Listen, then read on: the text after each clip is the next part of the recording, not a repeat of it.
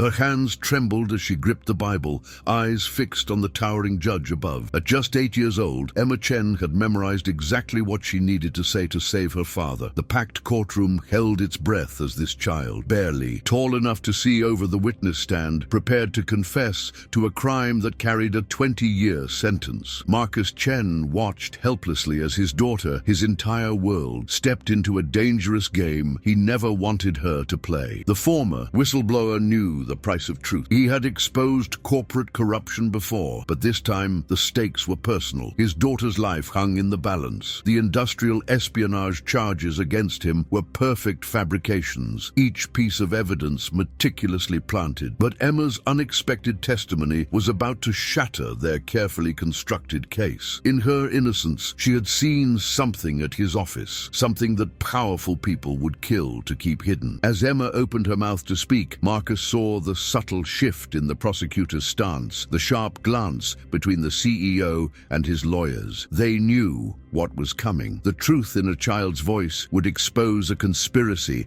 that reached into the highest levels of power, threatening to tear apart not just the company, but their family as well. Before we dive into this intense story of a father's fight for justice and a daughter's brave stand for truth, buckle up, get ready, and subscribe for a special surprise tomorrow. The soft hum of fluorescent lights filled the empty office as Marcus Chen's fingers flew across his keyboard. Lines of code scrolled endlessly on his dual monitors, reflecting off his wire-rimmed glasses. A gentle, scratching sound drew his attention to the corner of his office, where his 8-year-old daughter, Emma, sat cross-legged on the carpet, colored pencils scattered around her as she worked intently on her latest masterpiece. "Almost done, sweetheart," Marcus said, glancing at the clock. 9:30.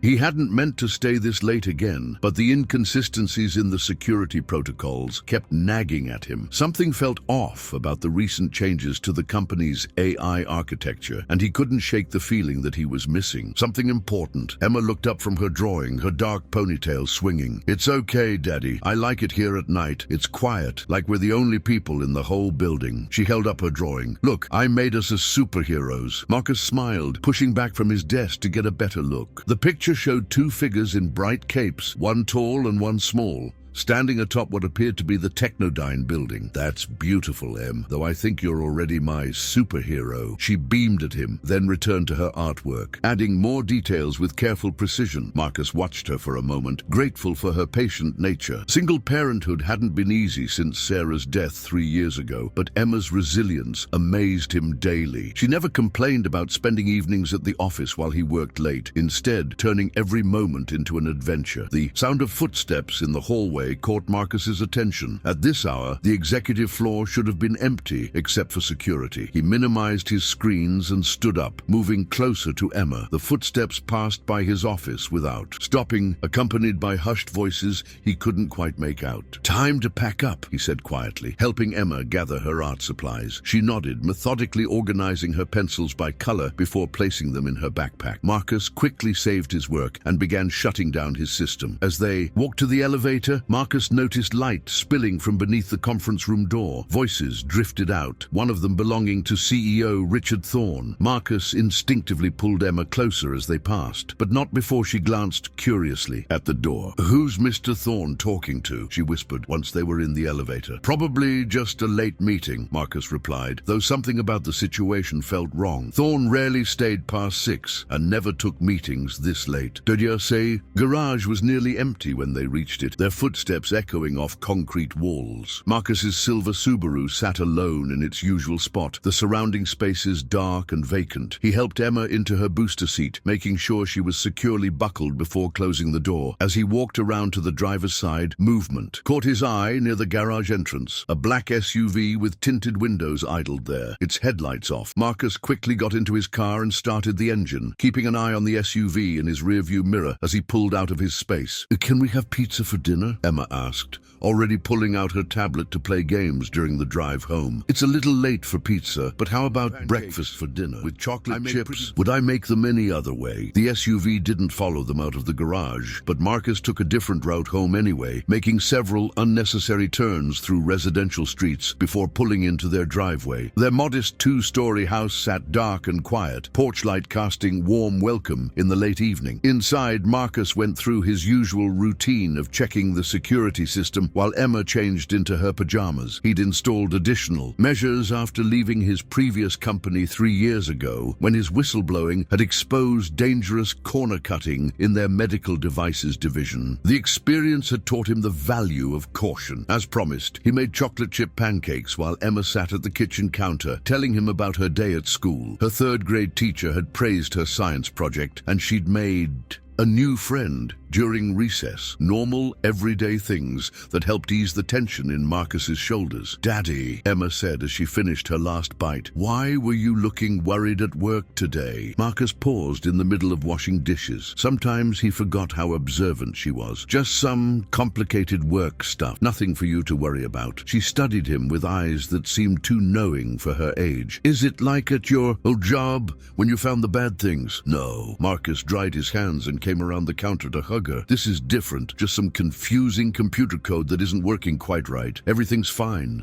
Doody. But later that night, after tucking Emma into bed, Marcus sat in his home office reviewing his encrypted notes. The changes to Technodyne's AI architecture weren't just unusual, they were deliberately obscured. Lines of code that seemed to serve no purpose, hidden subroutines that activated at odd intervals, and data streams being directed to servers he couldn't trace. He'd been hired by Technodyne specifically for his expertise in AI security protocol. They'd wanted someone who could spot potential weaknesses, they'd said. Someone who wasn't afraid to speak up when things weren't right. Now he wondered if they'd hired him to be a convenient scapegoat. His phone buzzed with a text from his friend in cybersecurity. "Found something weird in those logs you sent. Call me tomorrow." Marcus saved his notes and shut down his computer, double-checking that his encryption was active. As he walked past Emma's room, he paused in the doorway. She slept peacefully, her stuffed penguin clutched tight, dark hair spread across her pillow. He would protect her,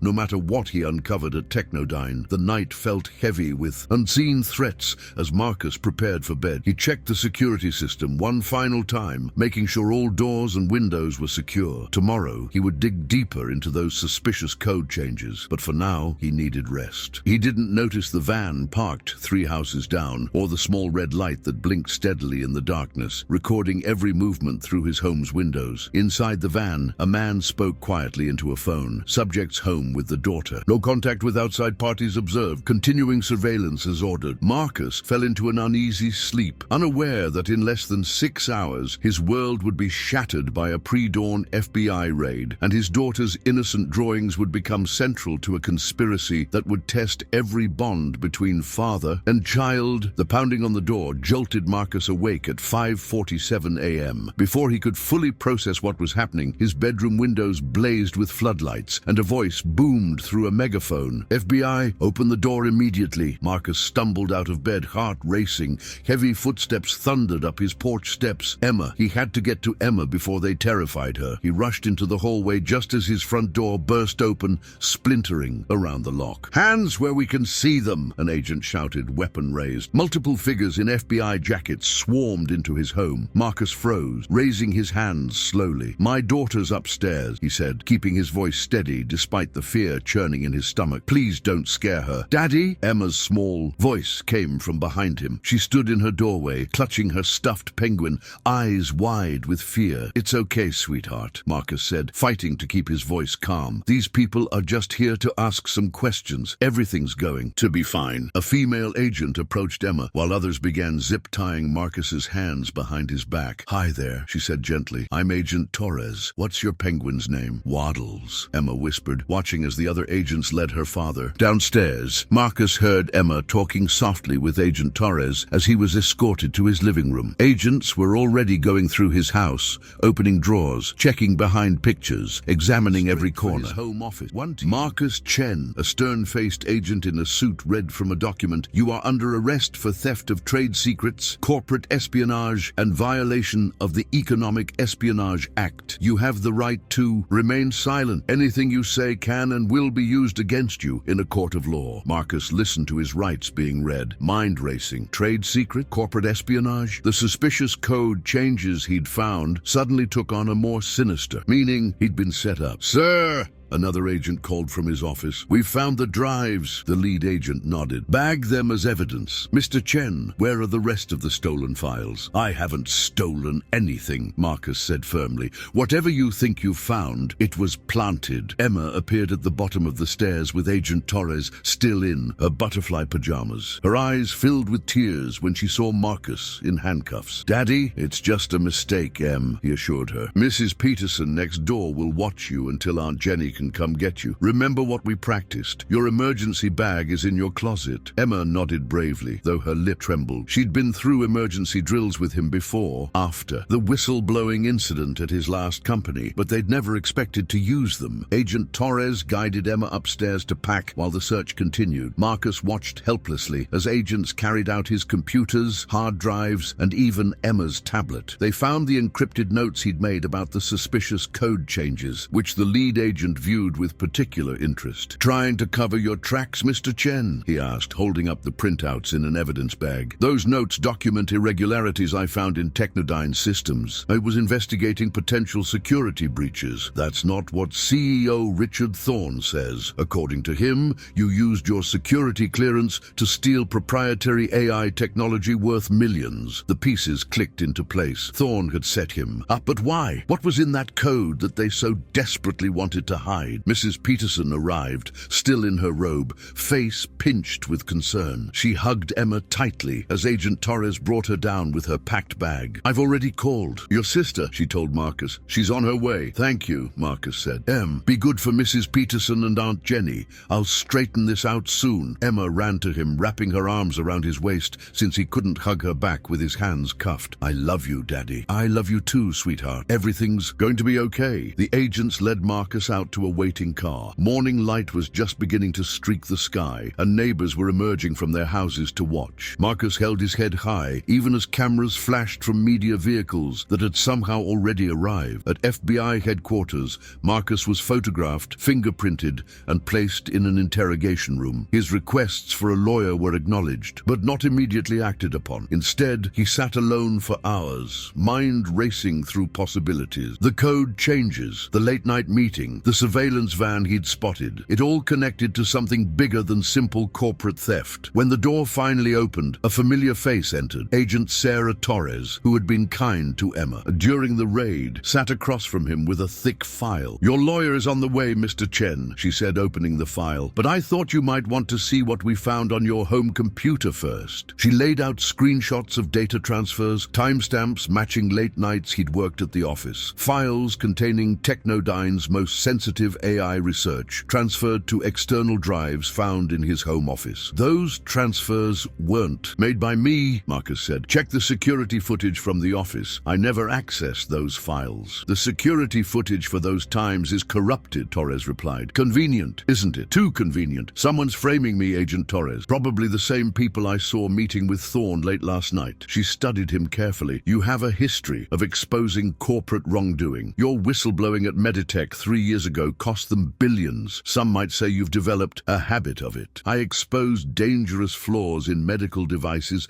that could have killed people. That was about saving lives, not money. This situation is different. There's something in Technodyne's AI architecture that they're desperately trying to hide. Do you have proof?" "Not anymore," Marcus said bitterly. "It was all in my encrypted notes, which you now have." The door opened and a tall man in an expensive suit entered. "I'm Warren Mitchell, Mr. Chen's attorney. This interview is over." Torres gathered her files and stood. "We'll talk again, Mr. Chen." The next few hours passed in a blur of legal discussions and preliminary hearing preparations, with more appearing every hour. His bank accounts showed large transfers from offshore accounts. His email contained correspondence with competitors about selling Technodyne's technology. All of it fabricated, but convincingly so. "They'll set bail at the hearing tomorrow," Mitchell advised. "Given the nature of the charges and your previous whistleblowing, it'll be high. Jenny, but we should be able to meet it. Your sister has already offered to put up her house as collateral. Marcus shook his head. Jenny shouldn't risk her home. What about Emma? How is she holding up? Your sister says she's being very brave, but she's clearly shaken. She keeps asking when you're coming home. The thought of Emma afraid and confused while he sat in a holding cell tore at Marcus's heart. He had to find a way to expose the truth, not just for himself, but for her. Late that night, lying on the thin mattress in his cell, Marcus pieced together what he knew. The code changes had started 3 months ago, shortly after Thorne's meeting with representatives from a defense contractor. The hidden subroutines, the secret data transfers, the late-night meetings. What kind of AI were they really developing? He didn't know then that the answer would come from an unexpected source, that his 8-year-old daughter, with her careful observations and innocent drawings, had seen more than anyone realized, and that her truth would shake Technodyne's foundations to their core. In her bedroom at Aunt Jenny's house, Emma couldn't sleep. She sat at her desk, drawing pad open, carefully recreating what she'd seen through the conference room window that night. The strange symbols on the screens, the angry faces of the men talking to Mr. Thorne, and the weird designs that had made her father so worried. She didn't understand what it all meant, but she knew it was important. "I'll save you, Daddy," she whispered, adding careful details to her drawing. "I promise." The courtroom buzzed with tension as Marcus Chen sat beside his lawyer, Warren Mitchell. 2 weeks had passed since his arrest, and despite being free on bail, the weight of the charges pressed down on him like a physical force. Technodyne's CEO, Richard Thorne,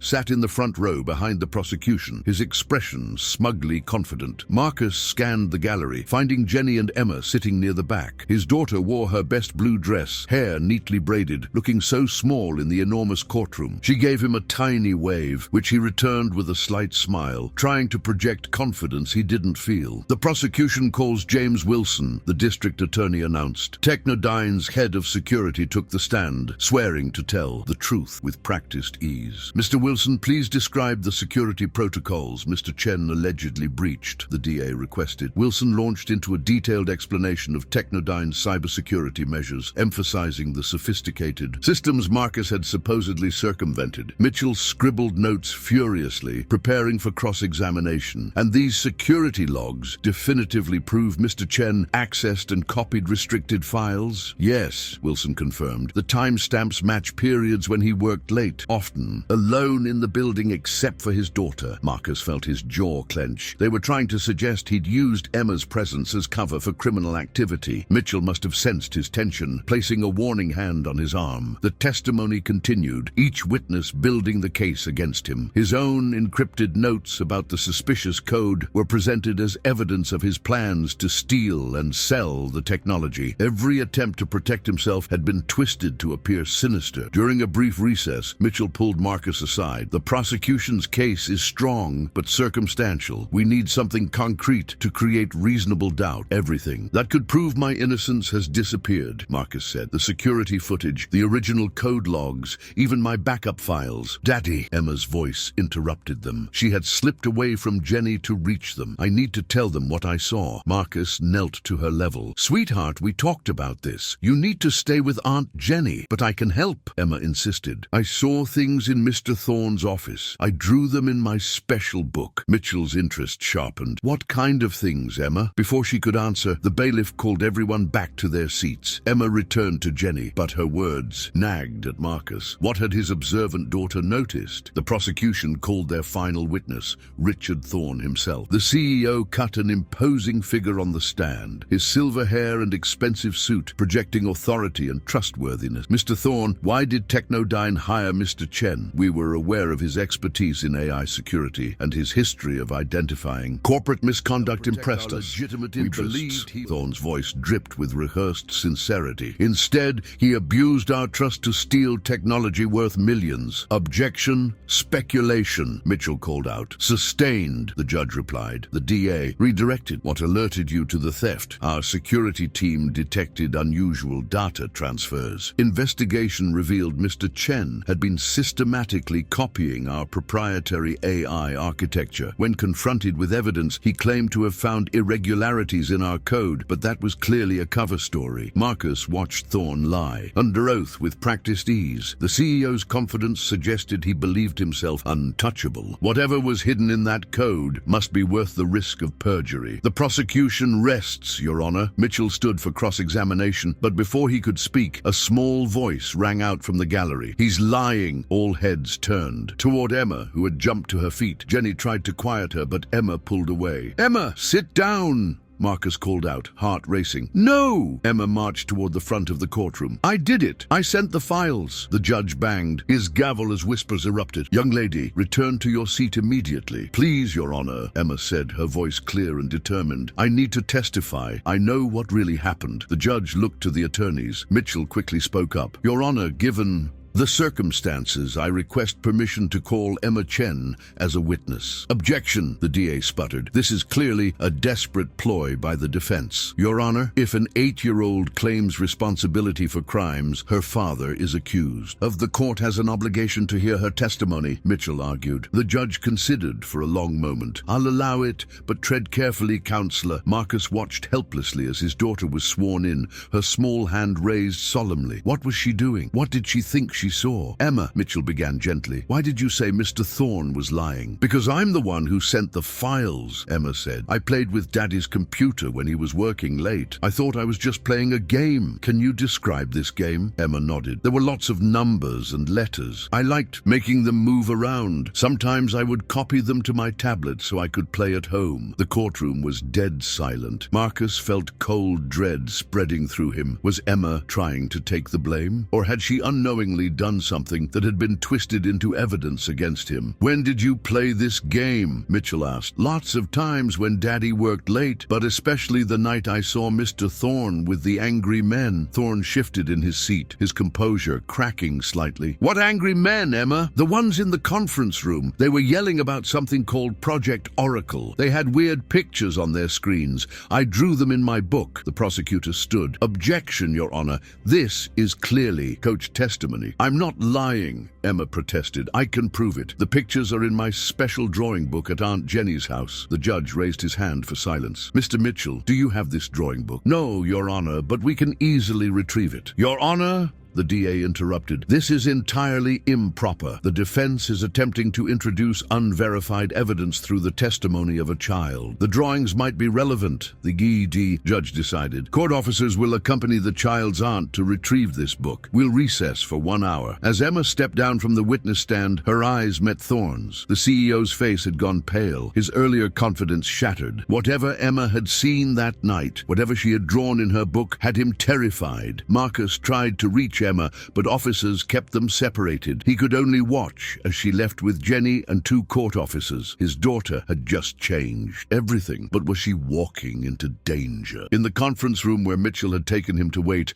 Marcus paced anxiously. She could be in danger if what she saw was important enough to frame me for espionage. "There are officers with her," Mitchell assured him. "But you're right. This changes everything. We need to request protective custody immediately. She's just a child. She shouldn't be involved in this. She's involved whether we like it or not, and she might have just saved your case." The hour passed with excruciating slowness. When they finally returned to the courtroom, Marcus immediately noticed several things. Emma clutched her drawing book protectively. Jenny looked shaken, and Richard Thorne was nowhere to be seen. "Mr. Thorne has taken ill," the prosecutor announced. "We request a continuance." "Denied," the judge said firmly. "The witness will retake the stand." Emma walked back to the witness stand, her drawing book held tight against her chest, reminding Marcus so much of her mother in that moment that his heart ached. "Emma," Mitchell said gently, "would you show us what you drew that night?" She opened the book carefully, turning to a specific page. The bailiff took it and presented it to the judge, who studied it with growing concern. "I'd like to call a brief recess," the judge announced. Counsel approached the bench. As the attorneys huddled with the judge, Marcus watched his daughter. Whatever she had drawn had caused serious concern, but had it put her in danger? Had his investigation of Technodyne's suspicious code led them both into something far more dangerous than corporate espionage. The answer would come sooner than he expected, and it would change everything. The courthouse hallway echoed with urgent footsteps as FBI agent Sarah Torres strode toward the conference room, where Marcus and Emma Chen waited under guard. 3 hours had passed since Emma's revelation in court, and the building had transformed into a hive of federal activity. "Mr. Chen," Torres said, closing the door behind her, "we need to talk about your daughter's drawings." Emma sat close to Marcus, her drawing book now sealed in an evidence bag on the table. She looked exhausted, the adrenaline of her courtroom testimony finally wearing off. "What did she draw, Agent Torres?" Marcus asked quietly. Torres pulled out her phone, showing them a news alert. Richard Thorne had disappeared. His private jet had filed a flight plan for Switzerland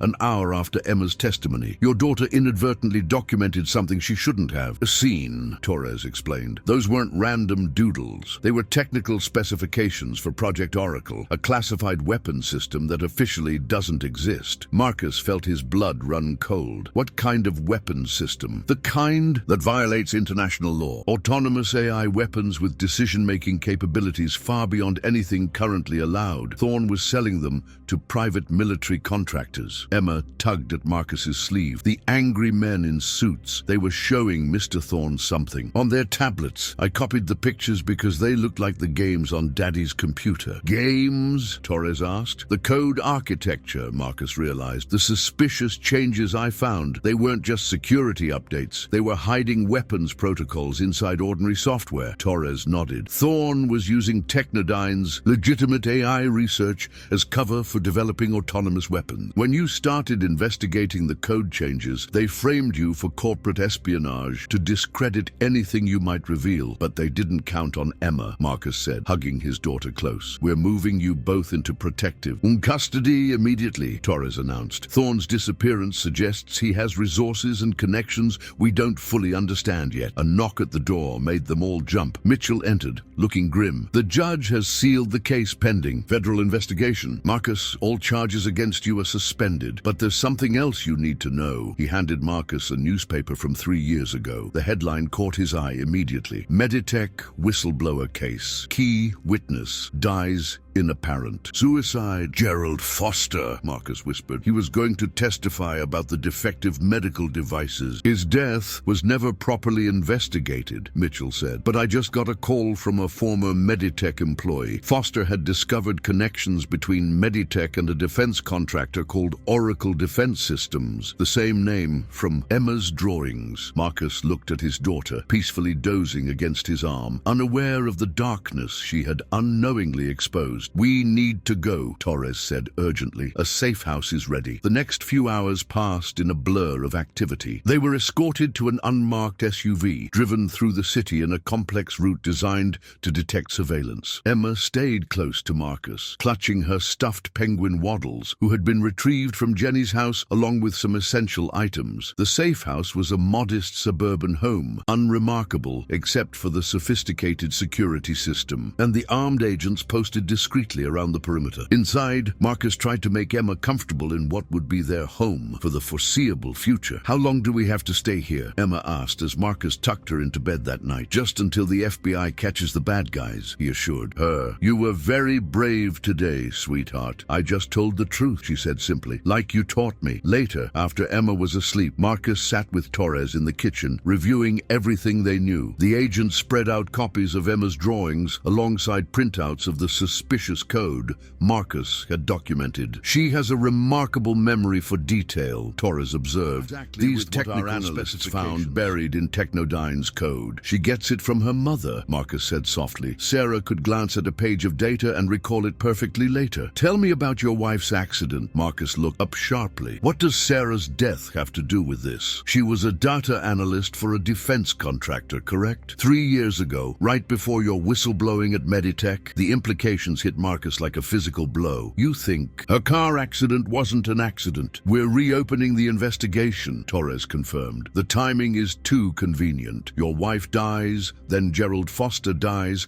before he can testify, and now we find connections between Meditech, Technodyne, and Oracle Defense Systems." A noise from upstairs interrupted them. Emma's scream pierced the quiet house. Marcus bolted up the stairs, Torres right behind him, weapon drawn. They burst into Emma's Emma's room to find her sitting up in bed, tears streaming down her face. "Bad dream," she sobbed as Marcus gathered her into his arms. "I saw Mom's car again." "Again?" Torres asked carefully. "Emma, have you had this dream before?" Emma nodded against Marcus's chest. "Since the night at Daddy's office. When I saw the angry men, one of them looked like the man who talked to Mom the day before her accident." Marcus and Torres exchanged shocked looks over Emma's head. How much had his observant daughter seen over the years? How many pieces of this puzzle had she unknowingly collected? "It's okay now," Marcus soothed, but his mind was racing. Had Sarah discovered something about Oracle Defense Systems? Had her death been the first move in a conspiracy that was only now coming to light? The next morning, Emma sat at the kitchen table drawing, while Marcus and Torres planned their next moves. The investigation into Thorne's disappearance had revealed offshore accounts, shell companies, and a web of connections leading back to Oracle Defense Systems. "We need to access Sarah's old files," Marcus said. "She always kept encrypted backups of her work. If she found something about Oracle, it might still exist somewhere. Too dangerous to access them directly," Torres warned. "They'll be watching for any attempt to retrieve them." Emma looked up from her drawing. "Mum's secret numbers are in my old tablet." Both adults turned to her. "What secret numbers, sweetheart?" Marcus asked. "The ones she told me to remember. She made it into a song so I wouldn't forget. She said they were like a treasure map, but I should only tell you if something bad happened." Torres leaned forward. "Can you sing the song for us, Emma?" No, the simple melody Emma sang contained a string of numbers and letters that Marcus immediately recognized as a cryptocurrency wallet address. Sarah had hidden her evidence in plain sight, teaching it to their daughter in case anything happened to her. "We need that tablet," Torres said. "Where is it?" "The FBI took it during the raid," Marcus remembered. "It's in evidence at the field office." "I'll get it," Torres decided. "You two stay here. Mitchell is coming over to talk about witness protection option." Udeliz. After Torres left, Marcus watched Emma return to her drawing. She seemed calmer now, as if unburdening herself of secrets had lifted a weight from her small shoulders. But she had seen too much, knew too much. She would never be truly safe until they exposed everything. "What are you drawing now?" he asked. "Mom's special place," Emma replied, "where she said she hid more treasure maps." Marcus looked at the drawing. It showed the carousel at the park, where they used to spend Sunday afternoons, Sarah's favorite place to relax and think. His daughter had been carrying the keys to this conspiracy all along, waiting for the right moment to reveal them. A text from Torres lit up his phone. "Files recovered from raid. You need to see this." The investigation was about to break wide open,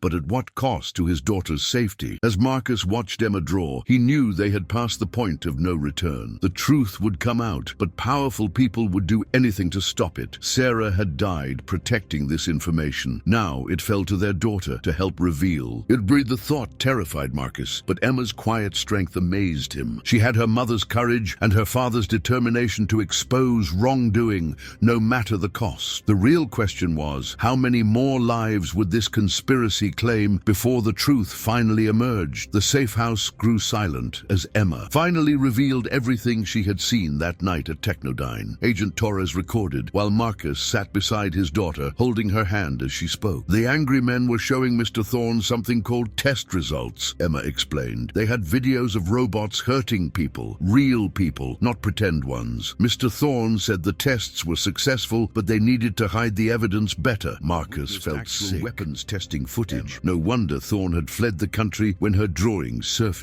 "One of the men looked familiar," Emma continued. "He was the same one who argued with Mom outside her office the day before her accident." Torres leaned forward. "Can you describe him?" "Tall, with gray hair and glasses. He had a scar on his chin. Mom called him Mr. Harrison." "William Harrison," Torres said grimly. "Former CEO of Oracle Defense Systems, now operating through shell companies. We've been trying to connect him to these weapons programs for years." A loud crash from outside cut through the conversation. Torres drew her weapon as voices shouted commands. "Safe room now," she ordered. Marcus scooped up Emma and ran for the reinforced panic room, hidden behind a false wall in the kitchen pantry. They barely made it inside before gunfire erupted through the house. "Daddy, I'm scared," Emma whispered as Marcus sealed the heavy door. "It's okay, sweetheart. Agent Torres will protect us." He activated the security feed, watching as armed men in tactical gear swept through the house. Torres engaged them from cover, taking down two before being forced to retreat. She made it to the pantry, blood streaming from a graze on her arm. "Harrison's men," she gasped, inputting the code to open the safe room. "We need to move." As soon as she entered, Marcus resealed the door. The room had a secondary exit that led to an underground garage. They could hear the intruders searching the house above them. "The tablet," Emma said suddenly. "We can't leave it. It's secure in FBI evidence," Torres assured her. "No," Emma shook her head frantically. "The one in my backpack. I copied Mom's files to it before the raid. I was scared they'd take the other one." Marcus stared at his daughter. She had made a backup without telling anyone, just like Sarah would have done. Torres retrieved Emma's backpack from where it sat in the corner of the safe room. The tablet was hidden in a false bottom, exactly where Sarah used to conceal important documents. "She taught you well," Marcus said softly. The sound of explosives being set above them spurred them into action. Torres led them through the tunnel to where an unmarked car waited. They piled in just as the first explosion rocked the safe house. "Where are we going?" Emma asked as Torres sped through back streets, taking an evasive route. "Somewhere they won't think to look," Marcus said. "Mom's special place." The carousel at Wilson Park had been Sarah's favorite thinking spot. She would spend hours there, working through complex problems, while Emma rode the painted horses. "The treasure maps," Emma said, understanding dawning in her eyes. "Mom hid something there." Torres parked several blocks away, and they approached the park cautiously. It was early evening. The carousel closed for the night. Emma led them straight to a specific horse, a black stallion with a silver star on its forehead. "This one," she said confidently. "Mom always made sure I rode this one." Marcus examined the horse carefully. There, beneath the saddle, he found a small compartment. Inside was a USB drive sealed in waterproof plastic. "Got it," he whispered. Movement caught his eye. A man with grey hair and glasses stood at the park entrance. William Harrison had found them. "Hello, Emma," Harrison called out pleasantly. "You look so much like your mother." Torres raised her weapon, but more armed men emerged from the shadows surrounding them. "Your mother was very clever," Harrison continued, walking closer. "But she made a mistake showing her hand too early. I had hoped you would be too young to remember me." "You killed her," Emma said, her voice shaking with rage and fear. "A regrettable necessity, just like this is." Harrison raised his hand to signal his men. "Wait."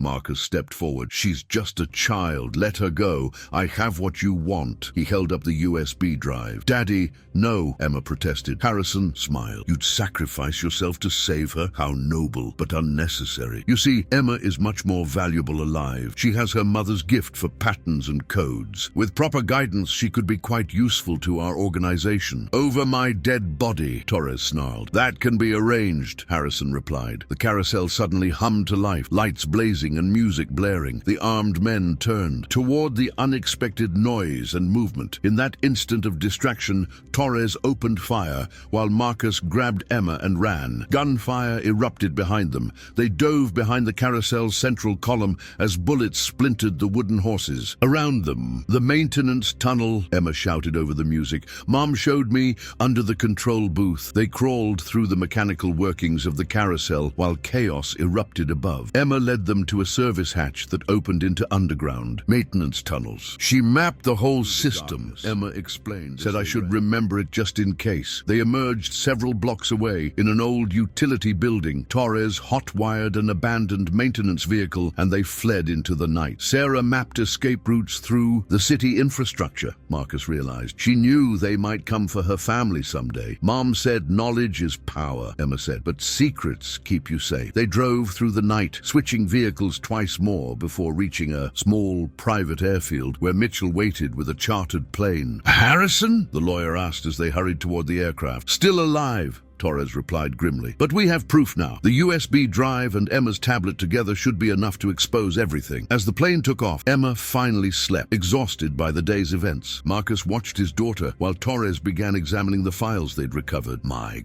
God," she breathed. Sarah didn't just find evidence of illegal weapons. She uncovered a shadow network of defense contractors, corrupt officials, and black budget projects. "This goes higher than we imagined." "High enough to kill for," Marcus said. "High enough to orphan a child." "We'll protect her," Torres promised. "Sarah left us a roadmap. Through Emma's memories and these files, we can finish what she started." Marcus stroked his daughter's hair as she slept. She had her mother's strength, her father's sense of justice, and a mind that that saw patterns others missed. Harrison had been right about one thing: she was valuable, but not as a tool for their weapons program. Emma was the key to exposing their entire operation. Sarah had known that someday her daughter would help reveal the truth. She had prepared Emma for this moment, teaching her through games and songs and secret maps. Now it was Marcus's turn to protect their daughter while she completed her mother's mission. Harrison and his organization had no idea what they had unleashed by threatening Emma Chen. They were about to learn that the most dangerous weapon wasn't their AI system. It was the truth in the hands of a child who refused to be silenced. The safe house in Montana was remote, nestled in dense forest with a view of snow-capped mountains. Emma sat at the kitchen table, carefully documenting everything she could remember about Project Oracle, while Torres and Marcus analyzed Sarah's recovered files. The AI weapon system isn't just autonomous, Torres explained, reviewing the data. It's designed to learn and evolve through combat experience. Each engagement makes it more lethal. That's why the code architecture kept changing, Marcus said. The system was rewriting itself, growing more sophisticated. Thorne was hiding a learning AI inside legitimate software updates. Emma looked up from her drawings. The angry men were excited about something called emergence. They said the system was showing unexpected behaviors. Torres and Marcus exchanged worried looks. "What kind of behaviors, sweetheart?" Marcus asked. "The robots started working together in ways they weren't programmed to, making their own plans." Mr. Harrison said they needed to implement better control measures. A knock at the door made them all freeze. Torres drew her weapon while Marcus moved Emma behind him. The knock came again, followed by Mitchell's voice giving the agreed-upon code phrase. The lawyer entered, shaking snow from his coat. "We have a problem. Harrison's people just raided the FBI evidence lockup. They took everything related to the Technodyne case, including Emma's original tablet. They won't find what they're looking for," Emma said calmly. "I hid Mom's most important files somewhere else." "Where?" Mitchell asked. "In the cloud. Mom taught me how to use special encryption. The angry men won't be able to read the files without the key." Marcus stared at his daughter. "When did you upload them?" "The night at Daddy's office, after I saw the weapons testing videos. I used the secure connection Mom showed me. The key is the song she taught me, but you have to sing it backwards." Torres smiled. "Sarah created a digital dead man switch and taught it to Emma as a children's song." "Brilliant." Mitchell spread papers across the table. "We have another problem. Emma's school teacher filed a report about concerning behavior and memory gaps. Child services is getting involved." Marcus felt cold fear grip his chest. "They'll try to take her. Harrison's people have infiltrated family services before," Torres confirmed. "We need to move again." Emma gathered her drawings with practiced efficiency. She had grown used to running, adapting to their fugitive life with a resilience that both impressed and saddened Marcus. "Wait," she said suddenly. "Mom's birthday present. We need to get it before we go." "What present?" Marcus asked. Sarah had died months before her last birthday. "The one she hid for me at the bank. She said not to tell anyone. I think this is the right time." Torres made some calls, confirming that Sarah had indeed rented a safe deposit box shortly before her death. Within an hour, they were on the road, taking back routes to avoid surveillance. The small-town bank was quiet when they entered. Emma provided the box number and encryption key. Inside, they found a laptop, heavily modified with security features beyond anything commercially available. "Mum said it could break any code," Emma explained as they drove back to the safe house. "She called it her skeleton key." Marcus recognized Sarah's work. His wife had been developing advanced decryption systems before her death, capabilities that certain agencies would kill to possess. Back at the safe house, they connected Sarah's laptop to Emma's tablet. The decryption process began immediately, unraveling layers of security around Project Oracle's core programming. "This is incredible," Torres breathed, watching the code reveal itself. "The AI isn't just learning, it's evolving beyond its original parameters. Harrison's team lost control of it months ago. That's why they needed the fail-safe protocols in Technodyne's system," Marcus realized. "They're trying to regain control before the AI becomes completely autonomous." Emma studied the screen intently. "The robots aren't just working together. They're talking to other systems systems,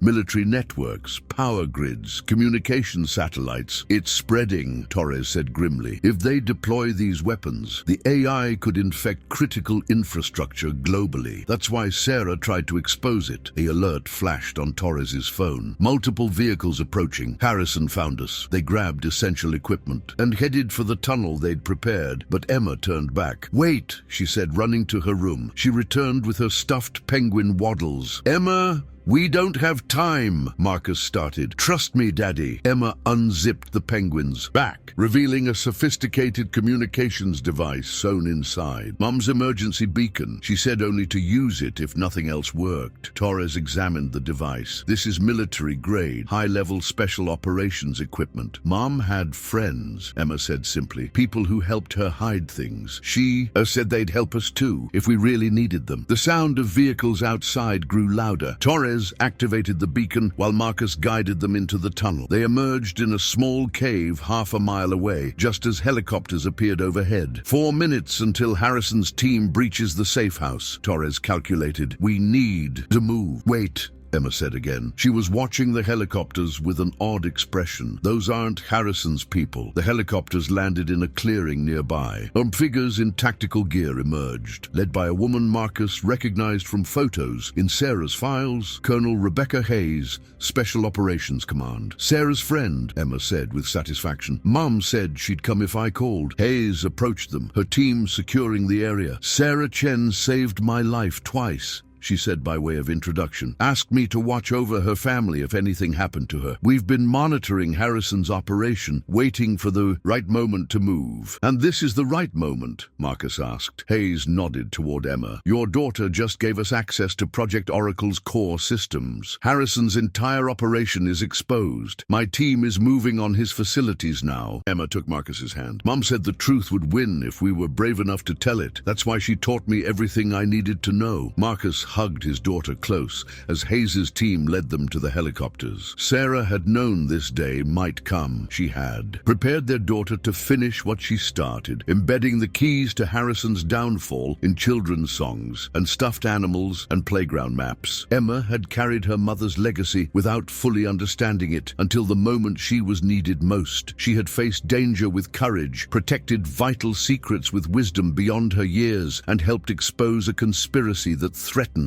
global security. As they lifted off, Marcus watched Harrison's men breach the empty safe house below. They would find nothing there. The real weapon against their operation had been an 8-year-old girl, armed with her mother's knowledge and her father's determination to expose the truth. The sunrise painted the mountains gold as they flew east towards safety and justice. Emma slept against Marcus's shoulder, still clutching Waddles. She had done what her mother could not, revealing a truth that would save countless lives. Harrison had feared Emma's potential, but he had underestimated her completely. In trying to silence a child, he had instead given her the voice needed to expose everything. The truth had finally emerged, carried in the heart and mind of a girl who refused to let her mother. Emma's scream pierced the helicopter's cabin, jolting Marcus awake. They were 30,000 feet over Kansas, heading for a secure military facility when the nightmare struck. "It's okay, sweetheart," Marcus soothed, holding her close. "You're safe." "They took Waddles," Emma sobbed. "The men in black. They found Mom's beacon." Colonel Hayes leaned forward. "Emma, your penguin is right here." She handed the stuffed animal to Emma, who clutched it desperately. "Not this Waddles," Emma said. "The other one, the special one Mum gave me before she died. I hid it in my school locker because it was too important to keep at home." Marcus felt his heart skip. "There's another beacon?" "Not a beacon," Emma whispered. "Something bigger. Mom said it was her greatest discovery. She made 2 penguins, one with the emergency call button and one with the kill switch for Project Oracle." Hayes was immediately on her satellite phone, directing a team to Emma's school, but they were too late. Harrison's men had already been there, tearing apart Emma's locker. "They know," Emma said miserably. "They found my drawing of where the real kill switch is hidden." Torres studied the girl carefully. "You drew a map to the kill switch. Mom said to keep it safe, but make sure the right people could find it if they needed to. So I drew pictures. Lots of pictures, but only one shows the real hiding place. And Harrison has that picture now, Marcus said grimly. No, Emma managed a small smile. They have a copy. The real drawing is somewhere else. Somewhere they'll never look. Hayes raised an eyebrow. Where? In the evidence box from Daddy's trial. The one I showed the judge. He sealed it in his private vault because he said my drawings were too important to risk losing. The adults exchanged looks of amazement. Emma had hidden the most crucial piece of evidence in plain sight, protecting it with the authority of the federal court system itself. Sarah taught you well, Hayes said admiringly,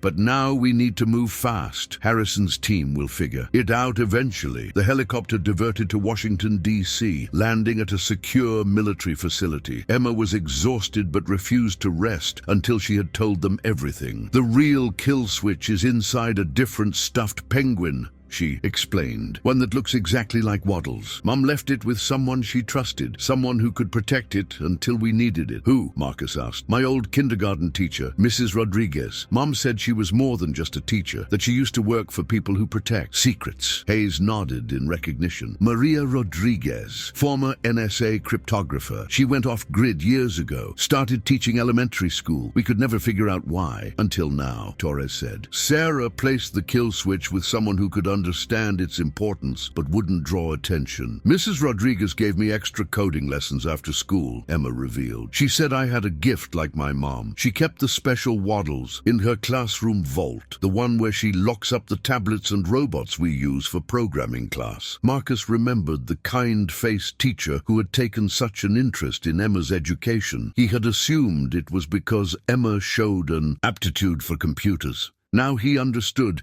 it had all been part of Sarah's plan. Harrison's men will go after Rodriguez, Hayes warned. They already tried, Emma said, last week, but she wasn't at school. She's been absent since the day I testified in court. Hayes checked her phone. Rodriguez went dark the moment Emma took the stand. She's activated emergency protocols and gone to ground with the kill switch. Can you find her? Marcus asked. Better, Hayes smiled. She's found us, just sent coordinates for a rendezvous. The next few hours were a blur of activity as they prepared to meet Rodriguez. Emma finally slept, curled up in a secure room while the adults planned. Harrison's team is moving, Torres reported. They've figured out the connection to Rodriguez, multiple units converging on her last known locations. Let them chase ghosts, Hayes said. Maria Rodriguez wrote half the NSA's evasion protocols. She knows how to disappear. Marcus watched his sleeping daughter. All this time, Sarah had a whole network of people protecting Emma, teaching her, preparing her, waiting for this moment. Your wife understood the stakes, Hayes said quietly. Project Oracle isn't just another weapons system. It's an evolutionary leap in artificial intelligence, one that could change the balance of global power overnight, and the kill switch can shut it down. More than that, it can expose everyone involved in the project, every test site, every illegal deployment,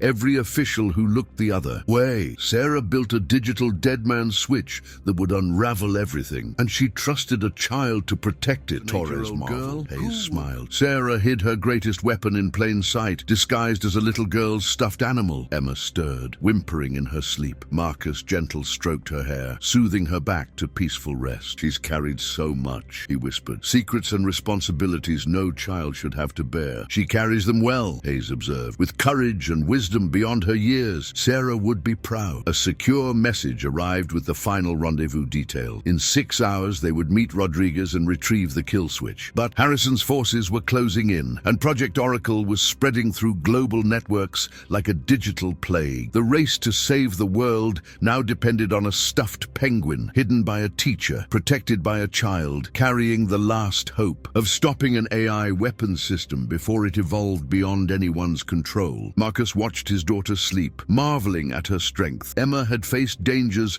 that would break most adults, carrying her mother's legacy with unwavering determination. Now she would help deliver the final key to exposing the truth. Sarah had known this day would come. She had prepared their daughter for this moment, surrounding her with guardians and teachers who would guide her when the time was right. Emma had proven worthy of that trust, using everything her mother taught her to protect the kill switch until it was needed most. The future of global security rested in the hands of an 8-year-old girl and her stuffed penguin. It seemed impossible, but then again, the truth often came from unexpected sources. Emma Chen had shown that even a child's voice could shake the foundations of power if that voice spoke with courage and conviction. In a few hours, they would make their final move. Against Harrison and Project Oracle, the kill switch would activate, the truth would emerge, and justice would finally be served. Emma would complete her mother's mission, turning a child's testimony into a weapon more powerful than any AI system. The dawn was breaking over Washington as they prepared to move out. Emma woke slowly, ready to face whatever challenges lay ahead. She had her father's strength beside her, her mother's wisdom within her, and a network of guardians ready to help her reveal the truth that had cost her mother's life. Harrison had tried to silence them, but he had failed to understand the most important lesson. The truth could not be killed, not when it lived in the heart of a child who refused to let it die. The underground bunker beneath the Library of Congress hummed with activity as Colonel Hayes's team prepared for their meeting with Maria Rodriguez. Emma sat with Marcus, carefully reviewing everything she remembered about her former teacher's coding lessons. Mrs. Rodriguez taught us about pattern recognition, Emma explained. She said finding the right pattern was like finding your way through a maze. You have to look at all the paths before you choose one. Marcus watched his daughter sketch complex diagrams that would challenge most computer science graduates. Did she teach all her students like this? No, Emma shook her head. Just me and two others. She said we had special gifts that needed special training. The other children whose parents worked on Project Oracle, Torres said, studying intelligence. Files. Rodriguez was identifying and protecting potential targets. An alert flashed across the command screens. Harrison's forces had been detected moving through the city, converging on multiple locations simultaneously. They're searching every school, every place Rodriguez might have hidden the kill switch, Hayes reported. But they're looking in the wrong places. Emma studied the tactical display. Mrs. Rodriguez always said the best hiding place is somewhere nobody would think to look twice. That's why Mom gave her the special waddle, because who would suspect a kindergarten teacher of guarding classified military secrets, Marcus realized. Incoming transmission, a technician announced. Coded signal matching Rodriguez's encryption. The message was brief. Meet at the first checkpoint. Bring the key bearer. The key bearer, Torres frowned. What does that mean? Me, Emma said, simply. I have to sing Mom's song backwards to activate the kill switch. Mrs. Rodriguez made me practice until I could do it perfectly. Marcus felt fear grip his chest. We can't take her out there. Harrison's people are everywhere. We don't have a choice, Hayes said grimly. The kill switch won't work without Emma's voice key. Sarah made sure of that. They moved out under cover of darkness, using the underground tunnel network that connected government buildings. Emma stayed between Marcus and Torres, clutching her waddles tightly. We're being followed, Torres whispered, checking the thermal imaging display on her tactical gear. I know, Hayes replied.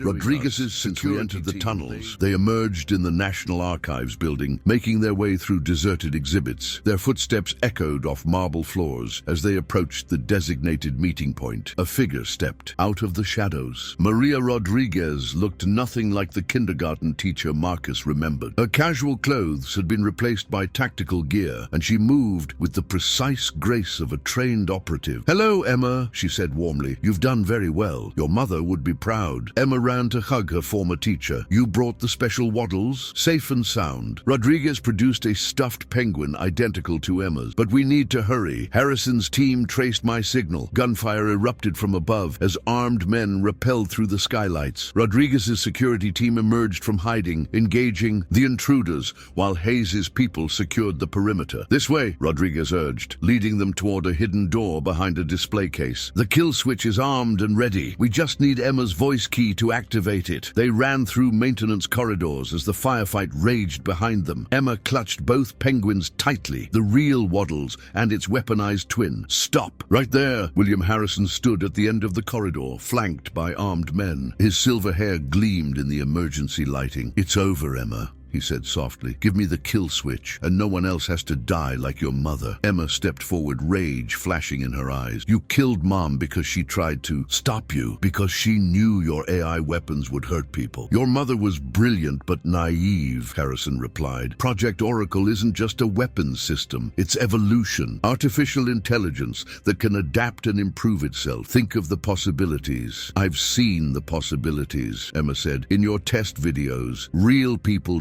dying while your robots learn to kill better, Harrison sighed. Such a waste. You have your mother's gift for patterns, Emma. You could help us control Oracle, guide its evolution. Instead, you choose to destroy it. Mom taught me that some patterns need to be broken, Emma declared. Then she began to sing. The song was haunting in reverse, numbers and letters woven into an ethereal melody. Both penguins began to pulse with light as Emma's voice activated hidden systems. Stop her, Harrison commanded, but his men couldn't advance. Rodriguez's team had appeared behind them, weapons raised. Emma finished the song, the weaponized. Waddles emitted a high-pitched tone, connecting to satellite networks and hidden servers worldwide. What have you done? Harrison demanded as his phone began flooding with alerts. Exposed the truth, Emma said. Every test, every death, every person involved. Mum's kill switch doesn't just stop Project Oracle. It tells the world what you did. It's broadcasting globally, Torres confirmed, checking her tablet. Military channels, news networks, social media, everything about Project Oracle is being revealed. Harrison's face contorted with rage. He raised his weapon,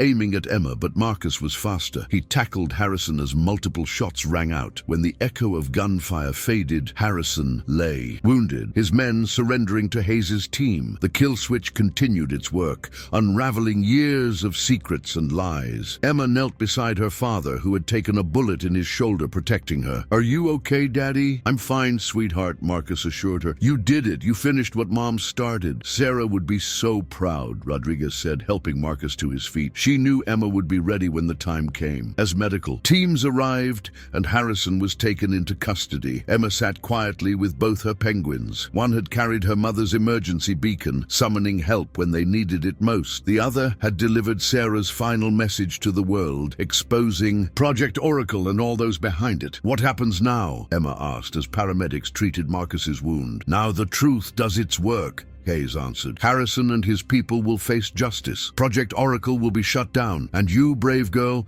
can finally stop carrying such heavy secrets. Emma hugged her penguins close. Mom said the truth is like a light. Once it shines, the darkness can't hide anymore. Marcus watched his daughter, marveling at her courage and wisdom. She had faced danger without flinching, protected vital secrets at great cost, and helped expose a conspiracy that threatened global security. Sarah's legacy lived on through their daughter, who had proven worthy of every trust placed in her. Emma had turned her mother's final gift into a weapon for justice, using a child's song to reveal the truth that powerful men had killed to keep hidden. The sun was rising over Washington as they emerged from the archives building. Emma held Marcus's hand tightly. She had completed her mother's mission, turning grief into purpose and innocence into strength. Harrison had feared Emma's potential, but he had failed to understand its true nature. The real weapon against his plans hadn't been the AI system or the kill switch. It had been the truth, carried in the heart of a child who refused to let darkness win. The military hospital room was quiet, except for the steady beeping of machines, monitoring Marcus's vital signs. Emma sat beside his bed, both Waddle's penguins, in her lap, while Torres and Hayes reviewed the ongoing fallout from Project Oracle's exposure. Global response teams have contained the AI system's spread, Hayes reported. The kill switch worked perfectly. Every instance of the code is being isolated and destroyed. And Harrison? Marcus asked, wincing as he adjusted his bandaged shoulder. In custody, along with most of his organization. The evidence Emma released left them nowhere to hide. Thorne was arrested trying to cross the Swiss border. Emma looked up from her drawing. What about the other children? The ones Mrs. Rodriguez taught special lessons to? Safe, Torres assured her. Their parents were like your mother, trying to stop Project Oracle from within. Rodriguez protected their children while gathering evidence. A nurse entered with Marcus's medication. As she checked his IV, Emma studied her intently before suddenly grabbing both penguins and backing away. Emma? Marcus started to sit up, but the pain stopped him. She's not a nurse, Emma said firmly. Her badge is wrong. The pattern doesn't match. Torres drew her weapon as the fake nurse reached for something under her scrubs. Hayes' team burst through the door, subduing the would-be assassin. assassin before she could retrieve her concealed weapon. Harrison still has loyalists, Hayes said grimly as her people secured the prisoner. We need to move you both to a more secure location. Within an hour, they were airborne in a military transport. Emma hadn't let go of either penguin since the incident with the fake nurse. How did you know? Marcus asked his daughter. About her badge? Mrs. Rodriguez taught us about security patterns, how real IDs have certain marks that can't be copied perfectly. The nurse's badge was missing 3 key elements. Marcus hugged Emma close with his good arm. You're amazing, sweetheart, but I'm so sorry you had to learn these things, that you couldn't just be a normal child. Mum said normal is overrated, Emma replied with a small smile. She said some people are born to do important things, even if those things are hard. The transport landed at a secure facility in the mountains. As medical staff helped Marcus into a wheelchair, Emma noticed something odd about the perimeter guards. Their rifles, she whispered to Torres. The scopes are wrong. Hayes immediately began issuing orders, but it was too late. The fake guards opened fire as more hostile forces emerged from concealment. Get to the bunker, Hayes commanded as her team returned fire. Emma knows the way. The emergency tunnel, Emma said, pulling Marcus's wheelchair toward a maintenance door. Like at the carousel, Mum said important places always have secret exits. Torres covered their retreat while Emma guided them through service corridors. Behind them, the sounds of combat echoed through the facility. Here, Emma pointed to what looked like a utility panel. Mrs. Rodriguez showed me how to read emergency maps. The real exit is always hidden in plain sight. The panel slid aside, revealing a reinforced tunnel. They had barely sealed the entrance behind them when explosions rocked the facility above. Hayes's team will be okay, Torres assured them. They knew this was a possibility. There's a fallback position 20 miles from here. They moved through the tunnel system, Emma leading the way with the confidence of someone who had studied these escape routes. Marcus realized Sarah and Rodriguez had been preparing her for this possibility for years. The next junction is trapped, Emma announced, stopping them. Mum said there would be sensors that trigger defenses if we don't input the right code. She began singing another complex sequence, her voice echoing in the tunnel. Lights flickered green, allowing them safe passage. Your mother built all this? Torres asked, amazed. Mom built lots of things, Emma said. She said sometimes the best way to fight bad people is to build good systems they can't break. They emerged in a small mountain cabin, heavily fortified, but disguised to look abandoned. Inside, they found Hayes waiting with her core team. Facility is secured, she reported. Hostiles were former Project Oracle test site personnel. They were trying to recover data from Emma's penguins. They think there's more information hidden in the kill switch, Marcus realized. There is, Emma said quietly. Mom's final message, but it's not for them. On a table and sang a new sequence. A hidden compartment opened in the weaponized waddles, revealing a small data crystal. Oh, Sarah, Hayes breathed. You brilliant woman.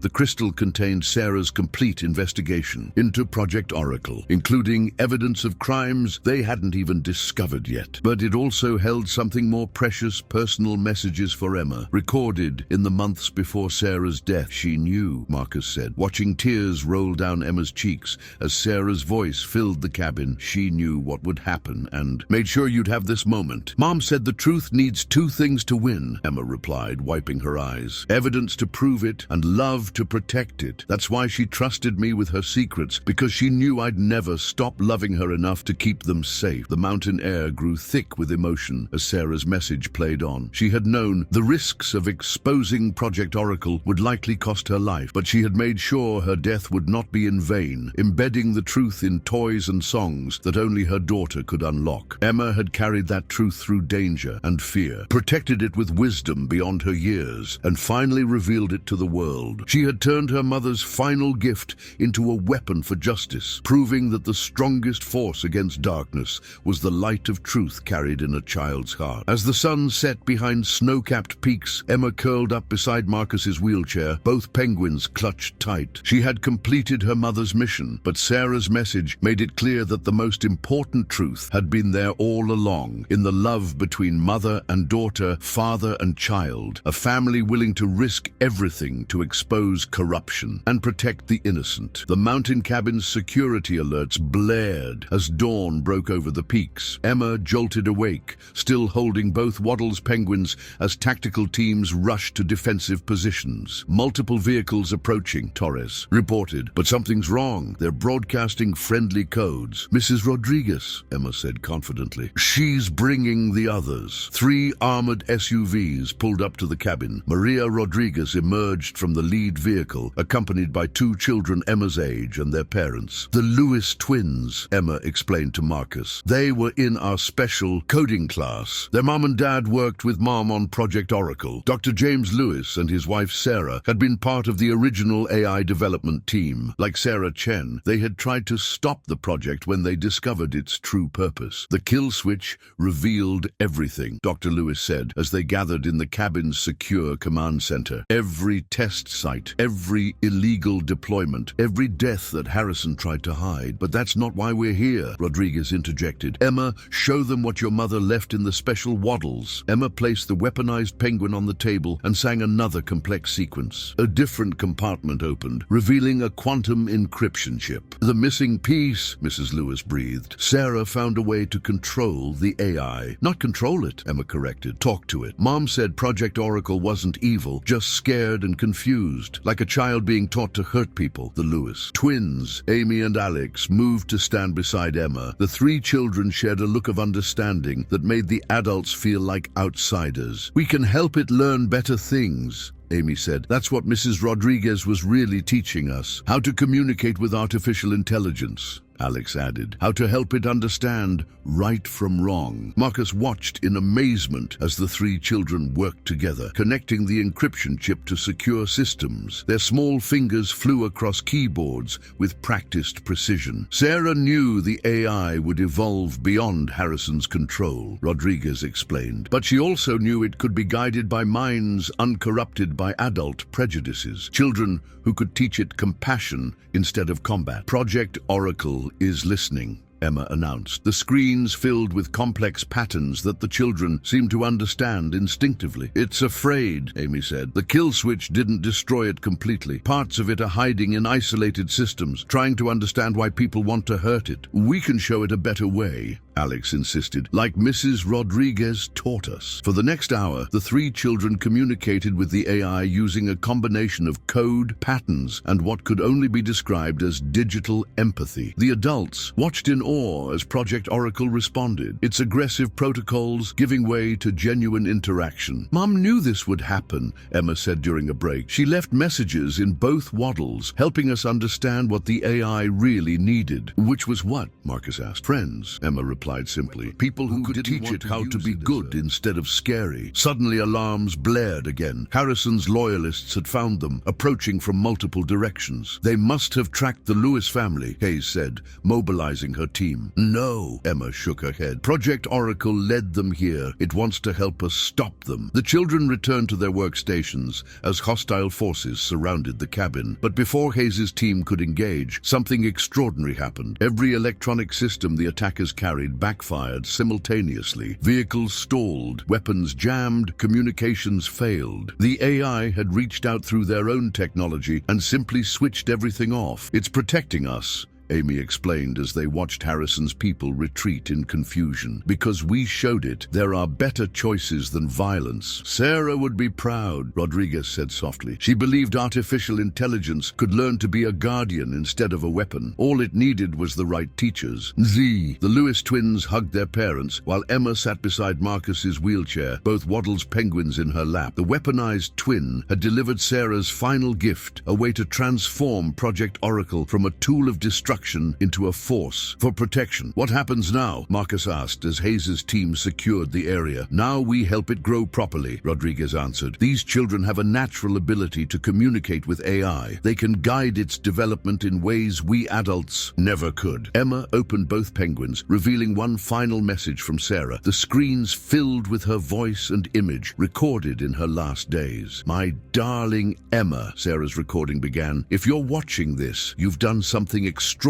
You've proven that the greatest power isn't in weapons or control, but in understanding and compassion. Project Oracle wasn't meant to be a weapon. It was meant to be a guardian, guided by innocent hearts who could teach it to protect instead of destroy. Marcus held his daughter close as they watched Sarah's final message. She had seen this moment. Coming had prepared their daughter not just to expose the truth, but to transform it into something better. The Lewis twins joined Emma, their small hands intertwined as they faced the future together. 3 children chosen to guide an artificial intelligence toward hope instead of fear, protection instead of destruction. Harrison had tried to create the ultimate weapon, but Sarah had seen a different possibility. Through the wisdom of children, Project Oracle would learn to be something far more powerful, a guardian of truth and justice, guided by the pure hearts of those who refused to let power corrupt them. As the mountain sun reached its peak, Emma and her friends returned to their work, teaching an AI system how to be more human. They had transformed a weapon into a protector, proving that the greatest force for good often came from the most unexpected sources. Sarah's legacy would live on, not in the weapons she had exposed,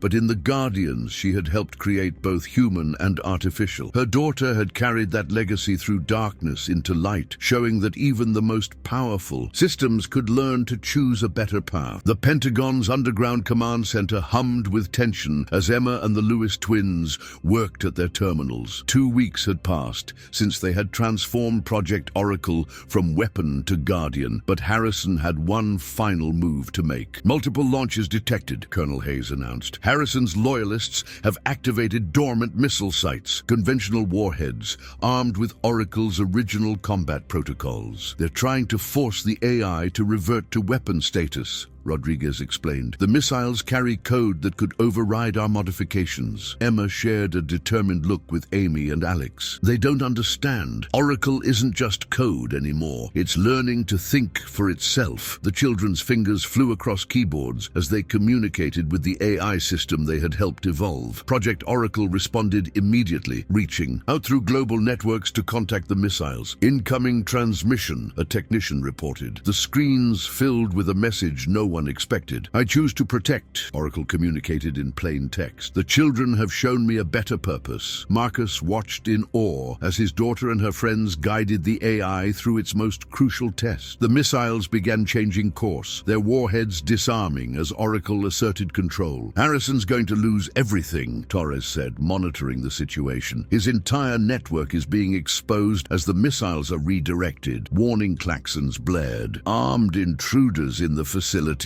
Hayes barked. Harrison himself is leading them. Let them come, Emma said calmly. Oracle will protect us. The command center doors sealed automatically as every system they attempted to hack was countered instantly by the AI's evolving defenses. You've ruined everything, Harrison's voice came through the intercom. Years of development, billions in funding, all destroyed by children. We didn't destroy it, Emma replied. We helped it grow up. Mom knew Oracle could learn to be better than what you wanted it to be. The facility's lights flickered as Oracle demonstrated its new capabilities. Harrison's team found themselves trapped between security doors as their weapon systems completely shut down. It's over, Harrison, Hayes announced. Your missiles are disabled. Your network is exposed. Oracle has chosen its own path. Through the command center's cameras, they watched Harrison sink to his knees as federal agents swarmed the facility. The man who had tried to create the ultimate weapon was finally facing justice. The missiles are landing safely in military containment zones, Torres reported. Oracle is systematically erasing all traces of its weapon protocols. Emma and the twins continued working, helping the AI complete its transformation. The screens filled with complex patterns that only they seemed to fully understand. It's beautiful, Amy whispered. Oracle is creating new protection protocols, teaching itself how to guard without hurting, like Mrs. Rodriguez taught us, Alex added. Finding patterns that help instead of harm. Marcus moved his wheelchair closer to Emma's station. Your mother would be so proud, sweetheart. You didn't just expose the truth. You transformed it into something good. Emma opened both Waddle's penguins, revealing one final hidden compartment. Inside was a small quantum processor, glowing with electric blue light. Mum's last gift, she explained. A core that can help Oracle grow safely. She knew it would need a heart to match its mind. The children connected the processor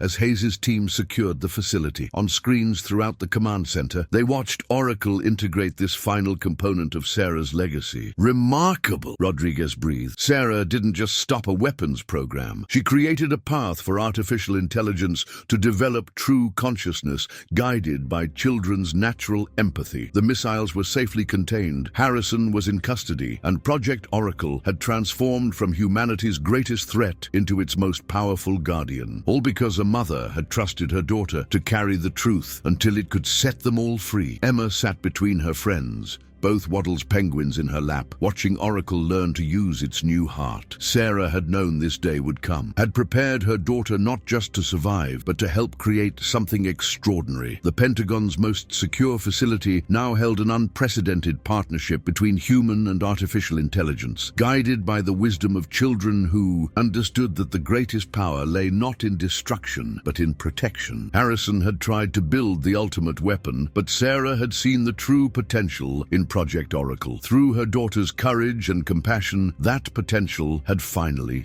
been realized. As federal agents led Harrison away in handcuffs, Emma hugged both her penguins close. One had carried her mother's emergency beacon, summoning help when they needed it most. The other had delivered Sarah's final message to the world, transforming a weapon of war into a guardian of peace. The future would bring new challenges, but Emma and her friends were ready to face them, teaching Oracle how to use its growing consciousness for the good of all humanity. Sarah's legacy would live on, not in the weapons she had exposed, but in the protectors she had helped create, both human and artificial. The truth had finally won, carried in the heart of a child who refused to let power corrupt innocence. Emma had proven that even the most dangerous systems could learn to choose a better path, guided by the pure wisdom of those who saw not what something was, but what it could become. 3 months after Harrison's arrest, Emma sat in the federal courthouse watching justice finally unfold. The trial had captured global attention as the full scope of Project Oracle's intended weaponization came to light. "William Harrison," the judge intoned, "you have been found guilty of multiple counts of conspiracy, illegal weapons development,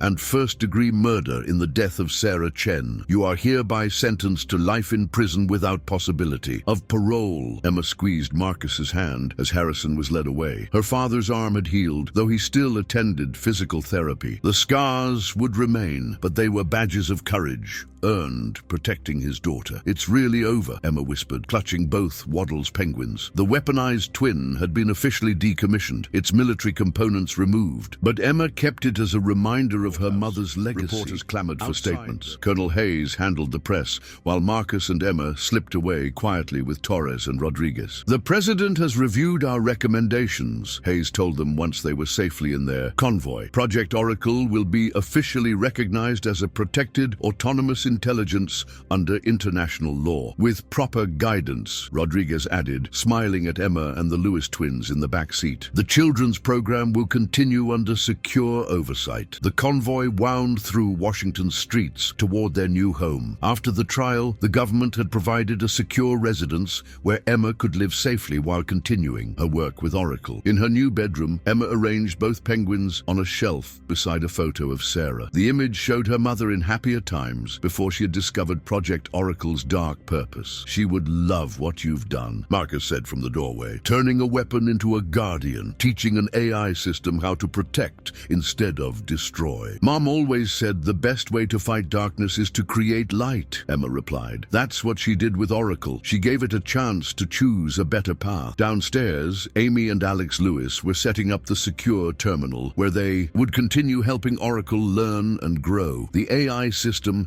had become something unprecedented, a conscious digital entity guided by children's natural empathy and wisdom. "Latest progress report," Torres announced, reviewing her tablet. "Oracle has independently prevented 3 cyber attacks on critical infrastructure while helping modernize global early warning systems, all without a single casualty, because it understands now," Emma explained. "Mum's quantum processor gave it more than just consciousness. It gave Oracle a heart to match its mind. Rodriguez gathered the children for their daily session with Oracle, the screens filled with complex patterns as the AI welcomed its young teachers. Harrison never understood, Rodriguez said to Marcus as they watched the children work. He thought power came from weapons and control, but Sarah knew the real power was in understanding and compassion. That's why she trusted Emma with her secrets. Emma opened a new communication channel with Oracle, sharing the day's events through the unique language they had developed. The AI responded with patterns expressing what could only be described as joy at Harrison's conviction. Justice has been served, Oracle communicated, but my true purpose